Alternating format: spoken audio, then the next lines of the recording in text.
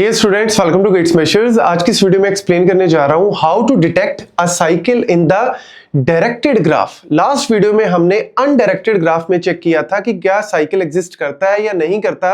DFS के through हम लोग इस चीज को चेक करते हैं क्योंकि ये एप्लीकेशन है डीएफएस की। ऐसे ही सिमिलरली हमें डीएफएस को अप्लाई करना है, लेकिन अब हमारे पास जो ग्राफ है वो कौन सा है? डायरेक्टेड वाला, मतलब जिसके अंदर डायरेक्शन जो है वो दी हुई है।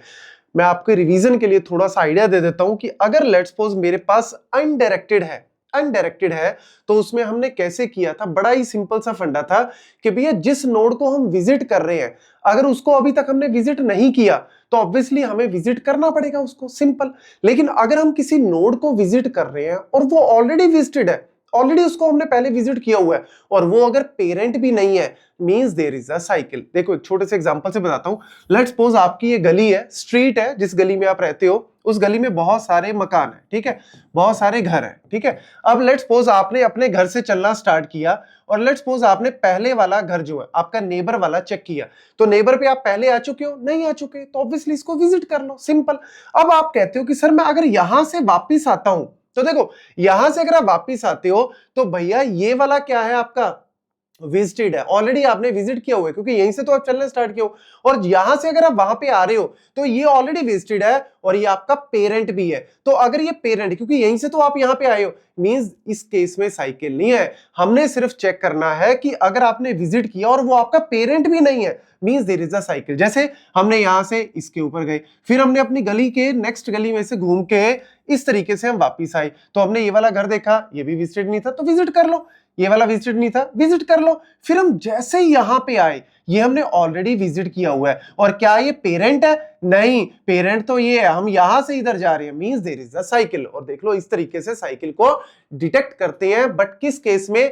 अनडायरेक्टेड, जहां पे कोई भी डायरेक्शन नहीं दी होती। अगर मैं उसी मेथड को, सेम मेथड को अगर यहां पे अप्लाई करता हूं तो वो वाला मेथड फेल हो जाता है क्योंकि डायरेक्टेड में ये चीज नहीं चलती। आप चला के देख लो जी दोबारा से, फिर आपको करवा देता हूं। लेट्स सपोज आपने डीएफएस ऑफ 1, -1 को कॉल किया क्योंकि 1 से आप स्टार्ट करें और इसका पेरेंट लेट्स सपोज -1 है, हमें इनिशियली कोई लेना देना नहीं है। 1 से आपको पता है सिर्फ आप 2 पे जा सकते हो, तो मैंने डीएफएस ऑफ 2, 1। अब यहाँ पे आपको पता है ये नोड है और ये क्या है? 1। ये 1 है आपका पेरेंट। तो आपके पास क्या होता है? एक एरे होता है, उस एरे में आपने जो है वो इनिशियली सारे नोड्स को लेट्स सपोज 0 0 ले रखा है।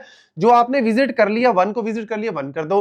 2 को भी आपने विजिट कर लिया, उसको भी 1 कर दो। 2 से आपको पता लग रहा है सिर्फ आपके पास एक ही पाथ है, 2 से आप 3 की तरफ जा सकते हो, तो आपने क्या किया? डीएफएस ऑफ 3, 2 को कॉल कर लिया। 3 उस नोड पे जा रहे हो, 2 आपका पेरेंट है क्योंकि आप 2 से 3 पे जा रहे हो, 3 को भी आपने विजिट कर लिया। अब लेट्स सपोज 3 के बाद आप डीएफएस ऑफ 4, 3 पे जा रहे हो क्योंकि 3 से आप 4 पे भी जा सकते हो, 5 पे भी, बट पहले मैंने 4 पे चला गया तो मैंने 4 को भी देख लिया, तो ये भी मेरा 1 हो गया। अब आपको पता है 4 के बाद आपके पास सिर्फ एक ही ऑप्शन है कि आप सिर्फ 5 पे जा सकते हो, तो आपने क्या किया? 5 को भी विजिट कर लिया। अब 5 के बाद कुछ और है नहीं है, there is no further path, there is no further choice. तो हम क्या करेंगे? वापिस जाएंगे। वापिस जाएंगे मतलब बैक ट्रैक करेंगे, ठीक है जी, बैक ट्रैक कर लिया। उसके बाद 4 से कोई और पाथ है नहीं है, फिर बैक ट्रैक किया 3 से there is another path that is 5 वाला। अब जैसे ही मैं 3 से 5 वाले पे जाता हूं, जैसे ही मैं 3 से 5 वाले पे जाने लगता हूं, मैंने देखा 5 तो ऑलरेडी विजिटेड है और 5 इसका पेरेंट है नहीं है, 3 का पेरेंट तो 2 है, यानी ये पेरेंट भी नहीं है और ये विजिटेड भी है, means there is a cycle. But यार साइकिल लग रहा है आपको? यहाँ पे दिखने में लग रहा है कहीं पे साइकिल? 1 2 3 4 से 5 पे गए लेकिन वापस थोड़ी ना आ रही है, ये डायरेक्शन इधर है, बट इसने तो साइकिल बता दिया, तो यानी ये वाला मेथड आपका फेल हो जाएगा। इसको आप क्लिक कर लेना, इसकी फोटो, इसको आप चला के इस तरीके से देख सकते हो। अब आप आते हैं एक्चुअल मेथड के ऊपर, क्योंकि एक्चुअल मेथड अगर मैं डायरेक्ट करवा देता ना तो आपको पता नहीं लगना था। अब आपको मैं करवाता हूं एक्चुअल मेथड की भैया हम डायरेक्टेड ग्राफ के अंदर किस तरीके से चेक करते हैं। तो लो जी, अब यहां पे टेक्निक जो है वो थोड़ी सी चेंज है। इस टेक्निक में आपने पता क्या करना है? इस टेक्निक में आपने अब 2 यहां पे एरे लेने हैं। एक एरे आपका वही सेम विजिटेड वाला है और एक एरे आपका पाथ विजिटेड के नाम से आप ले लो। मतलब आपने अब यहां पे 2 ले लिए और इनिशियली आपने किसी को भी विजिट नहीं किया, किसी भी नोड को विजिट नहीं किया, तो सारे नोड्स की वैल्यू को 0 0 से इनिशियलाइज कर दो, सिंपल। अब सबसे पहले स्टार्ट करते हैं जी। डीएफएस ऑफ 1 को हमने कॉल किया, क्या किया? डीएफएस ऑफ 1 को कॉल किया। तो डीएफएस ऑफ 1 को कॉल करेंगे तो यहां पे क्या होगा? मेरा 1 विजिट हो गया और 1 मैंने पाथ वाले में भी विजिट कर दिया, क्योंकि 1 को हमने यहां पे देख लिया। 1 से हम क्या करेंगे जी, 1 से ऑब्वियसली मैं 2 पे जा सकता हूं, क्योंकि मेरे को लिस्ट बता रही है कि 1 पे सिर्फ एक ही पाथ है, आप 2 पे जा सकते हो। तो मैं क्या कर रहा हूं जी, 2 पे चला गया, डीएफएस ऑफ 2 पे चला गया। जैसे ही मैं डीएफएस 2 पे चला गया तो मैंने दोनों जगह 1 1 कर दिया, मैंने पाथ को भी 1 कर दिया और मैंने विजिट भी कर लिया, तो वो भी 1 हो गया। ध्यान से सुनना, मैं डीएफएस ऑफ 3 पे चला गया, जैसे ही मैं डीएफएस ऑफ 3 पे चला गया, इसको भी 1 कर दिया, मैंने दोनों को 1 1 कर दिया। फिर मैंने क्या किया, 3 से मेरे पास 4 भी ऑप्शन है, 5 भी। लेट्स सपोज मैं पहले 4 वाले पे चला जाता हूं, तो मैं जैसे ही 4 वाले पे गया, मैंने इसको भी 1 कर लिया, मैंने पाथ वाले को भी 1 कर लिया, मैंने दोनों को 1 1 कर दिया, क्योंकि दोनों पाथ में भी आ रहा है, वो रास्ते में भी आ रहा है, और मैं विजिट भी कर चुका हूं, तो दोनों को मैंने 1 1 कर लिया।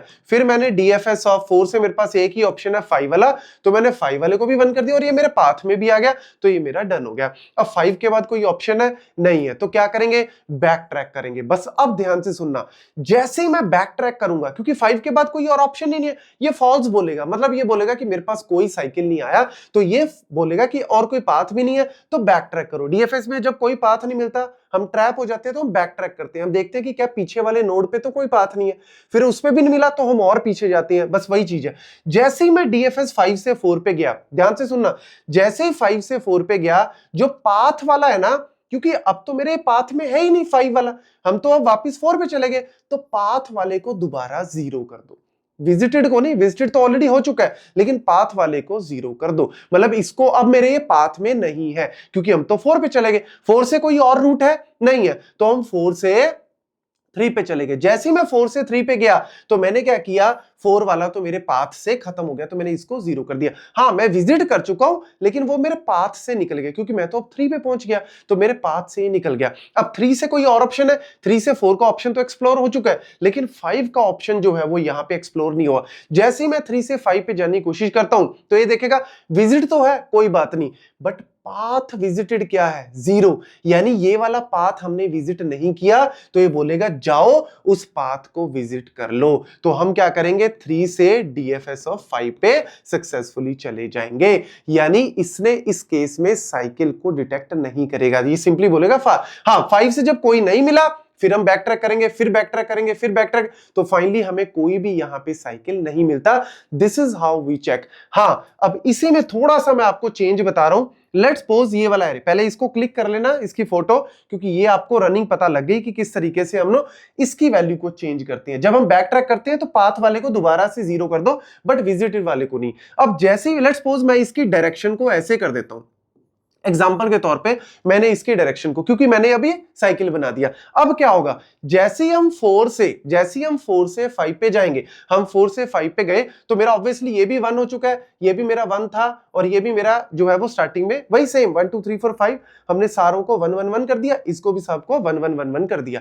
अब 5 के बाद मैं क्या करूंगा, 5 के बाद ऑब्वियसली मेरे पास क्या बचा जी, डीएफएस ऑफ 3 बचा। जैसे ही मैं डीएफएस ऑफ 3 पे गया, मैंने देखा 3 का जो पाथ फाइंडर है वो क्या बोल रहा है, 1 बोल रहा है, मतलब इस पाथ को तो हम ऑलरेडी एक्सप्लोर कर चुके हैं। अगर मैं ऑलरेडी इसको एक्सप्लोर कर चुका हूं और दोबारा इस पे आ गया, means there is a cycle, तो वो यहीं पे स्टॉप हो जाएगा और बोल देगा कि देयर इज अ साइकिल। तो इस तरीके से ये वाला पाथ फाइंडर और विजिटेड वाला आपको हेल्प करता है कि साइकिल है या नहीं है। इसको पूरे को एक बार दोबारा से थोड़ा सा रन करके देखना, इन केस छोटा सा भी डाउट है, वीडियो को दोबारा से सुनना। और आपकी हेल्प के लिए एक और चीज बता दूं, ये मैंने पूरा सूडो कोड भी लिखा हुआ है, बट मैं सूडो कोड को ऑलरेडी इस वीडियो में एक्सप्लेन कर चुका हूं। ये जो पूरी कहानी बताई है ना, ये पूरी कहानी इसी को ही एक्सप्लेन किया हुआ है।